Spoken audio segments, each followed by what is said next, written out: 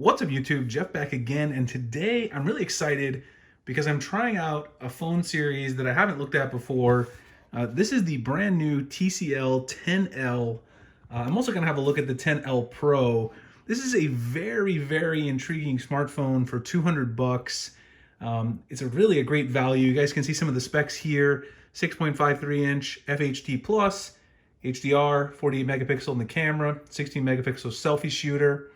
Bluetooth, multiple connections, and 4,000 milliamp hour battery. Pretty sizable battery.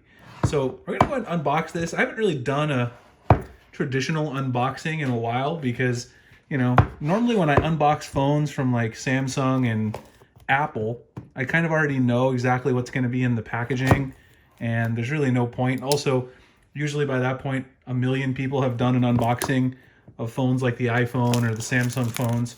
So typically I don't waste my time on unboxings and just give you guys impressions, but I figured this time an unboxing might actually be a reasonable thing to do. So let's go ahead and get into the box and see what we get inside.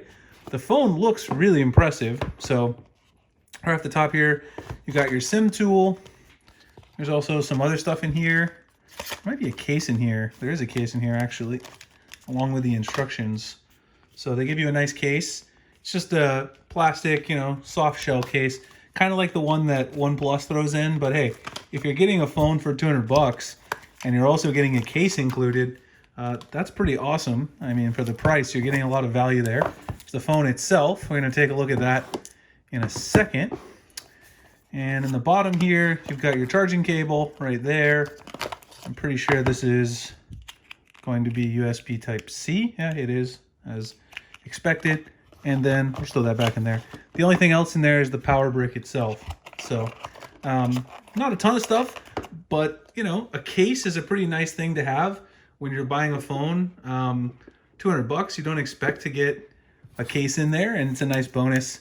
This is actually a darker blue model. I thought the model I had was going to be a light blue color, but this one looks really nice too. Let's go ahead and take plastic off of it. See what it looks like. Oh, it's very nice. The phone is very pretty, actually. You guys can see the light reflecting off of that. A very nice shimmer to it. And around front, you see it's got the punch hole cut out right there.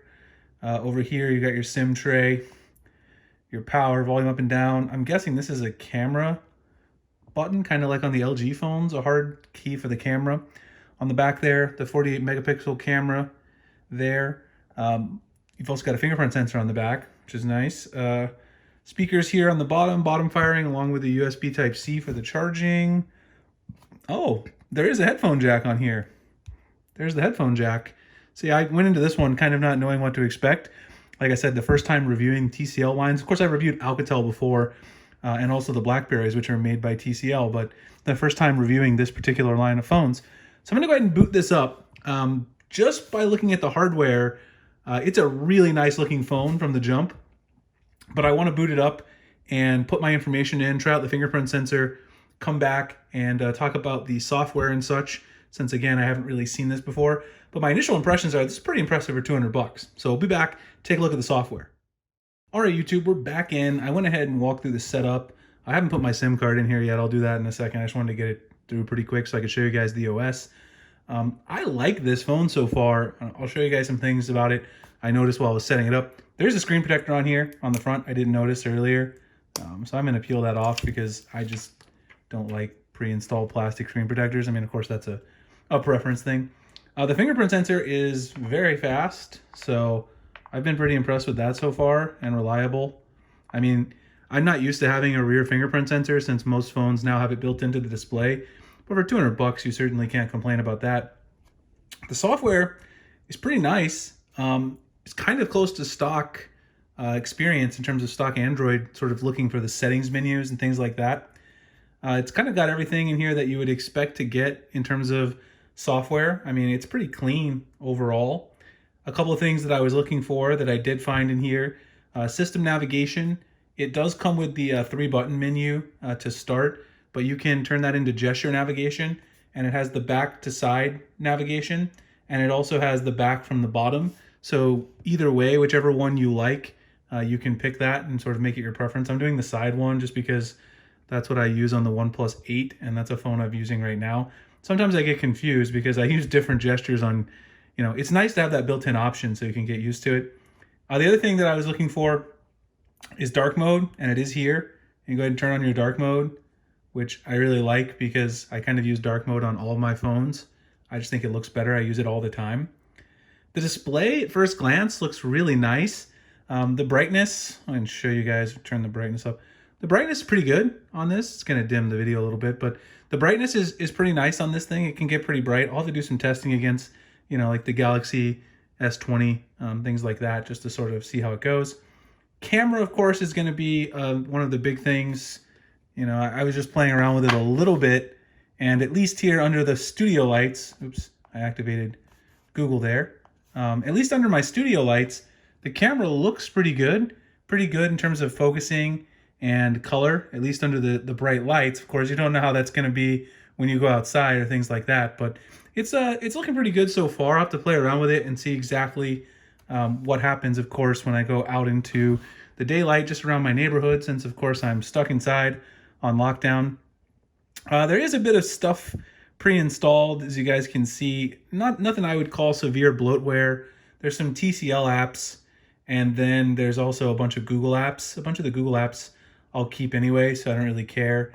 I don't really like this app drawer, so I like to just change it to name, but you can easily do that. So it comes by like that by default though, so that's something to keep in mind. The screen looks modern. I mean, this is a really modern looking smartphone for a couple $100. The main thing I'll be testing is performance and camera and battery life, but in terms of the software, I'm pleasantly surprised. I just want to show you guys a comparison to the Galaxy S20 Ultra, since that's one of the phones I've been using recently quite a bit. The S20 Ultra is bigger. It's a bigger phone, but that's expected, bigger screen size. Of course, the camera hump on the Galaxy S20 Ultra is ginormous. You guys can see the difference between those two right there as well. So I would say for the price, oh, and this actually, that's the other thing I want to mention, is this is actually a programmable smart key. So kind of like they had on the BlackBerry devices that were put out by TCL, the Key 1, the Key 2. You got a programmable smart key here. You can launch any app or something like that. It's not forced into like Google or Bixby like it is on a Samsung phone. But a lot of great software features, a big battery, so I'm thinking the battery life's gonna be good. Clean software. The main things I want to test is the camera, like I said, and just see the overall performance if it's, if there's any lag. But I mean, this has got a real shot at being one of the best mid-range contenders in Android that we've seen for a while. Of course, when I get the Pixel 4a at the end of this month, I'll have to put it up against that. Now, I'm also going to have the Pro version of this phone coming in, the TCL 10 Pro. I'll have an unboxing of that too and just talk about it, maybe do a comparison if anyone's interested. That one's a little more expensive, but I think it's $400, so it's not a lot more expensive. It's still relatively cheap by most of the standards today. Anyway, I hope you guys enjoyed the video. If you did, please like, comment, subscribe, hit the notification icon for future videos like this. You guys can find me at dopetechdaily.site. You can also find me over at Instagram and Twitter. The link's in the description. I really appreciate you guys checking out the video, and I'll see you in the next one. Thanks a lot for watching.